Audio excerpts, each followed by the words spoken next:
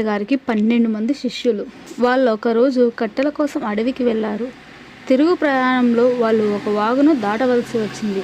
అమ్మో, వాగులో మునిగిపోతామేమో అంటూ భయపడ్డారు. మనం ఒకరి చెయ్యి ఒకరం పట్టుకుని వాగు దాటుదాం అన్నాడు ఒకడు. సరే అన్నాడు మరొకడు. అలాగే వారు వాగును దాటారు. శిష్యుల్లో ఒకరికి అందరం దాటామా అనే అనుమానం వచ్చింది. ఒరేయ్, మీరంతా వరుసలో నిలబడండి, నేను లెక్క పెడతాను అని అన్నాడు. అందరూ వరుసలో నిలబడ్డారు. 1, 2, 3, 11. ఒరేయ్, 11 మందిమే ఉన్నాం, ఒకడు వాగులో మునిగిపోయాడు అని అన్నాడు. శిష్యులందరూ ఒకరి తర్వాత ఒకరు లెక్క పెట్టారు.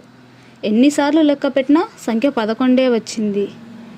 మనలో ఒకరు వాగులో మునిగిపోయారు అంటూ అందరూ బోరున ఏడుస్తూ గురువుగారి దగ్గరికి వెళ్ళారు. జరిగిన విషయం చెప్పి మళ్ళీ బోరున విలపించారు.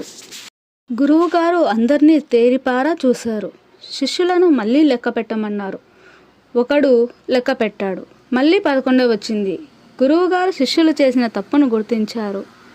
వారందరినీ వరుసలో నిలబెట్టి స్వయంగా గురువుగారే లెక్కబెట్టారు. శిష్యులు తమ పొరపాటు తెలుసుకొని నవ్వారు.